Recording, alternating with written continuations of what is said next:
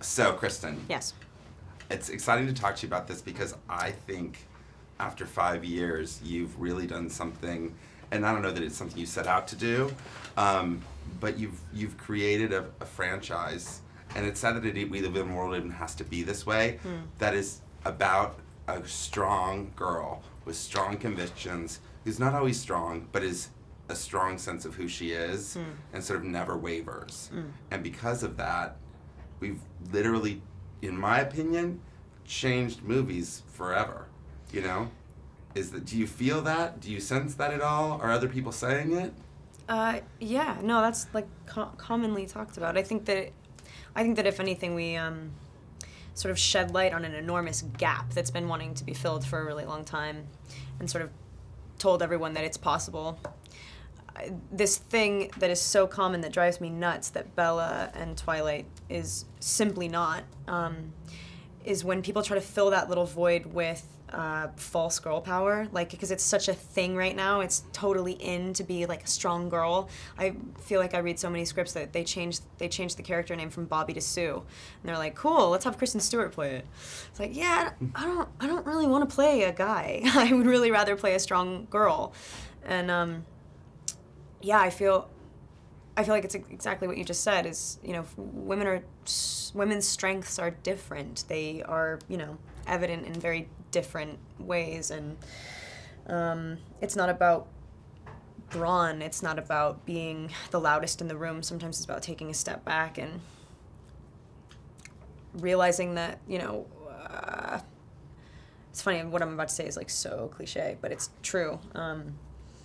It's not the woman who's like in the front of the room desperately asserting herself. It's the one sort of clocking. That's the more interesting one. And you know, on the outside, you're this. Maybe you seem quiet. Maybe you seem a little introverted or shy or something. And to be able to say that you don't need to be loud. I don't know. You know what I mean? It's especially considering where Bella comes from and where she gets to. You have somebody who really has a lot of stock in her own feelings, and it's pretty I don't know, it's pretty great. I don't know if we're gonna like change. Hopefully that keeps going. Hopefully people demand that, you know what I mean. I think that they probably will. But yeah, good job, Twighlight.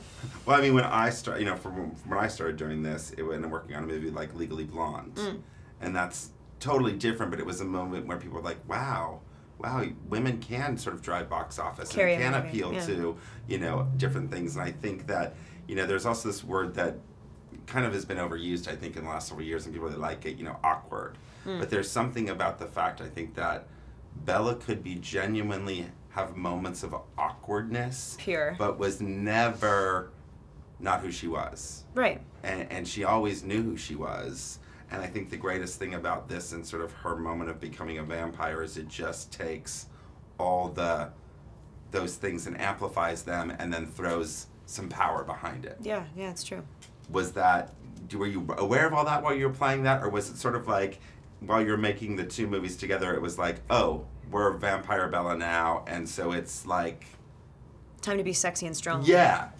No. Yeah, no, I was so lucky to be able to play human Bella for so long that everything that makes Vampire Bella great was so natural, and I knew where it was coming from. It wasn't like, you know, all of the vampires have powers for a reason. We didn't get to see where they lived in their human lives, but with Bella, it's like all of the progressions are so there. It's not like it is a random idea for her to have a shield. It actually is very fitting.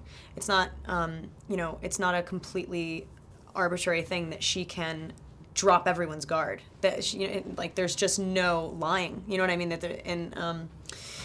think that really says something about her. I think as much of a physical thing as it was, and it was cool to be strong and fast and everything like that.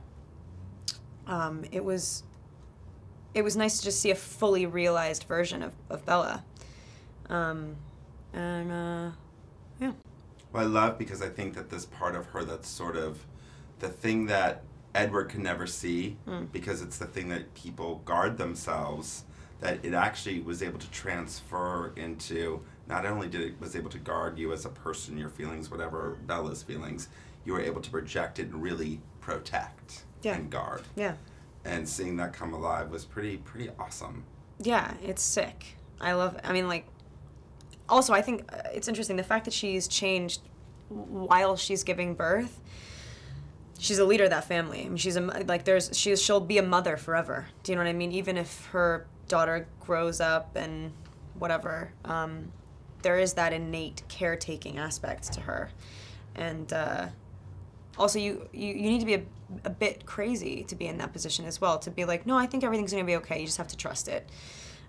She's always given so much stock to her feelings, and even if they seem a little crazy in the moment, at the end of the day, I think she can stand up and go, I told you all, follow me. So it's really satisfying. Do you have a favorite moment or scene that you finally got to play out in this last movie?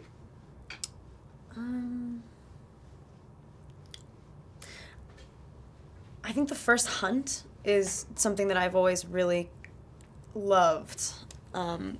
Just to see, kind of like, you're kind of playing a bit of a baby again. And just like taking so much in a matter of a split second. And I didn't really get to jump off a waterfall. I didn't really get to tackle a mountain lion. It was just a big tube of foam, which was just as satisfying to take down, to be honest. But yeah, it was fun. I think probably the first hunt. I think it was difficult. That one's a really hard thing to pull off because it's so, I mean, it's so extreme. But I feel like I got to taste what that would kind of feel like.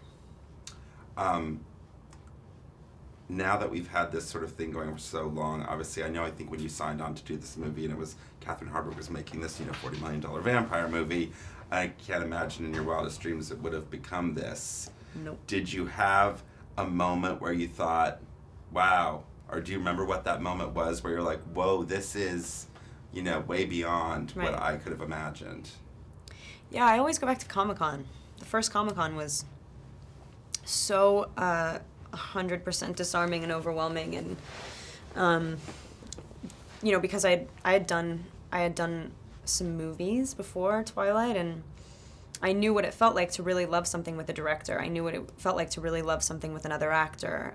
Like, you make something together, you're both really moved by it. It's the most amazing feeling. It's if you can like something together or hate something together or find something funny together, it's suddenly 100 times more, rather than just having that experience on your own. And so when we sat, all of us together, in front of 6,000 people or something like that, that energy is the most... I mean, I knew that this was not...